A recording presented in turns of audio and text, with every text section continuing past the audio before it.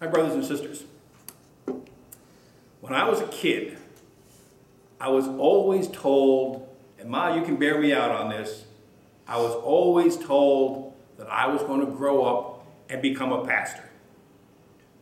I had excellent attendance in Sunday school, thanks to my mother who would never let me miss a Sunday, especially because she was the teacher. But I also had a facility for memorization. So mastering the catechism or learning Bible verses came very easily for me. The thing was, I didn't want to be a pastor.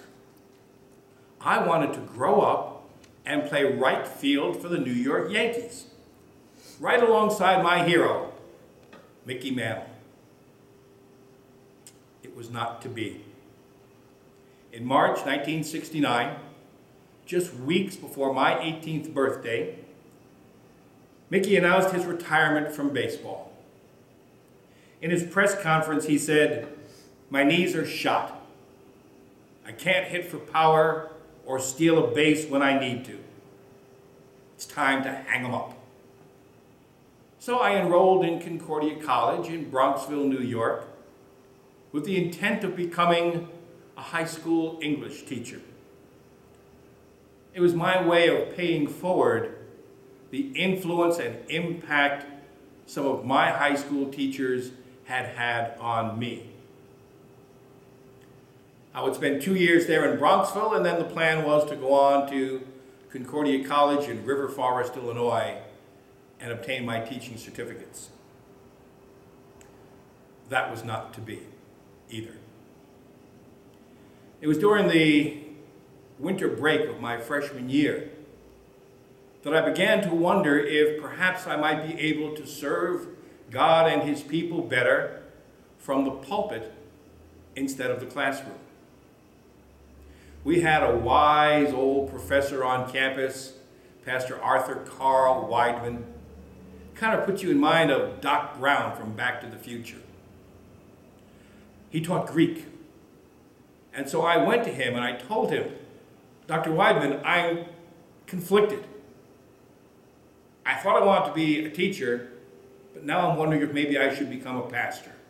What do you think?" And without hesitation, he looked at me and he said, "Peanut," he called us all peanuts, "make the switch." And I asked him, "Well, why? Do you see something special in me? Is there some aura about me? Has God revealed something to you about his will for my life?" And he said, "Nope. You make the switch because if you don't, you'll always wonder what might have happened. If it's not for you, God will make that clear to you soon enough." You know, if you want to make God laugh, plan something.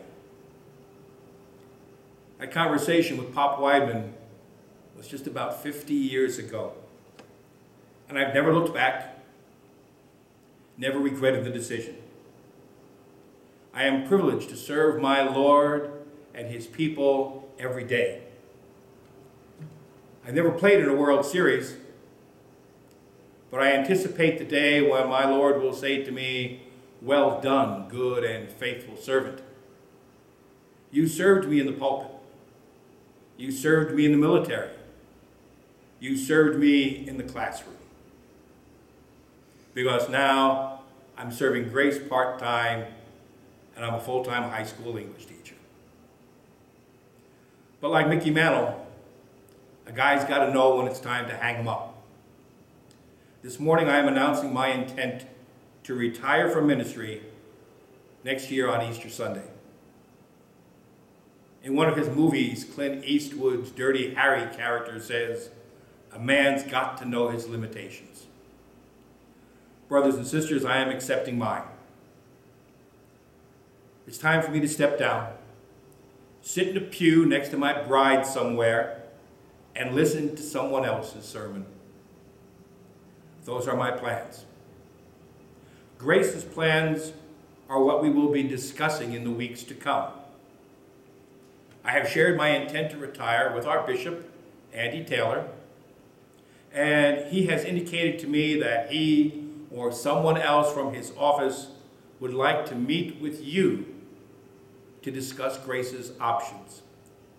To that end, we will be scheduling a special meeting of the congregation sometime in November. And we'll hold it right here in the sanctuary. We'll just spread everybody out and make sure we wear our masks. But he or she will be here with you to discuss and consider possibilities.